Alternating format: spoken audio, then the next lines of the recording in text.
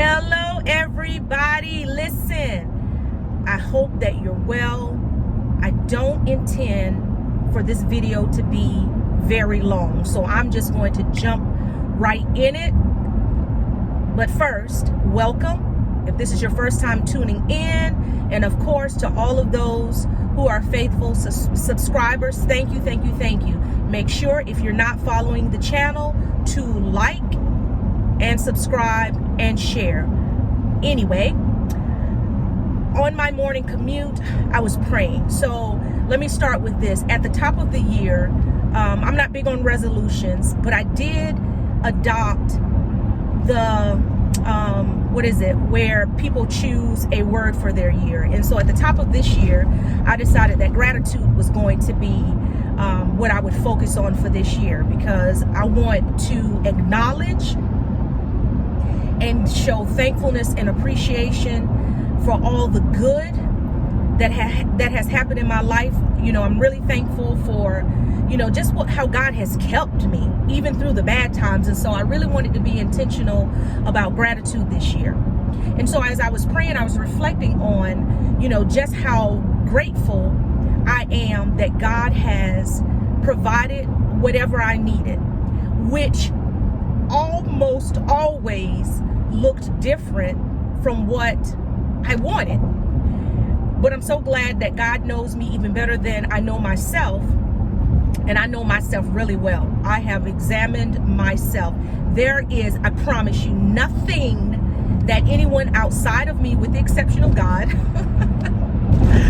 could reveal to me about myself that I don't already know, because I have studied myself extensively. So anyway, just reflecting on how God has just been so faithful in providing, whatever was needed for myself, for my family, my husband.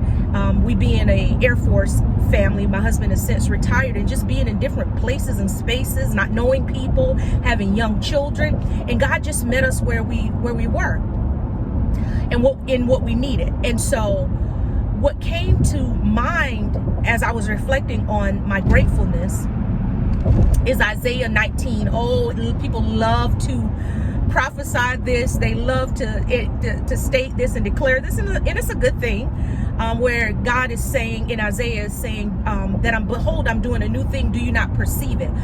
Isaiah 43:19. But I want to bring your attention to the preceding scriptures, where it states that the Lord will make a way in the wilderness and streams in the desert, or streams in the wasteland. And it hit me.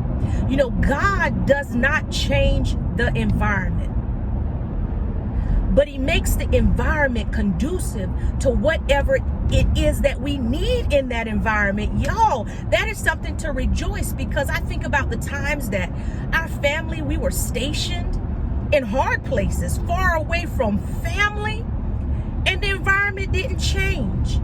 But God made the environment conducive to whatever it was that we needed at time, whether it was someone to watch the kids so my husband and I could go on a date, whether it was someone who was telling me about a program that the children could become involved in so I could have some free time, or whether it was, I remember we were new in not Montana, although we were stationed there. We were new in North Dakota, had only been there a few months. I hadn't made any connections or friends, just had the 3 oldest ones at the time.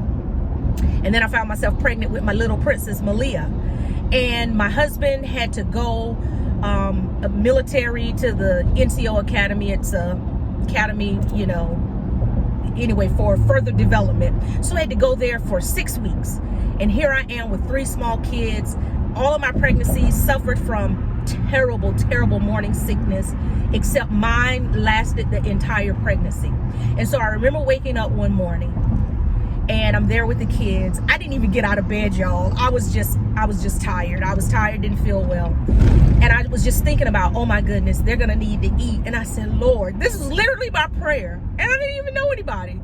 I said, Lord, oh, please help me. I need to be able to feed the children dinner later. Just someone out of the blue, please invite us somewhere.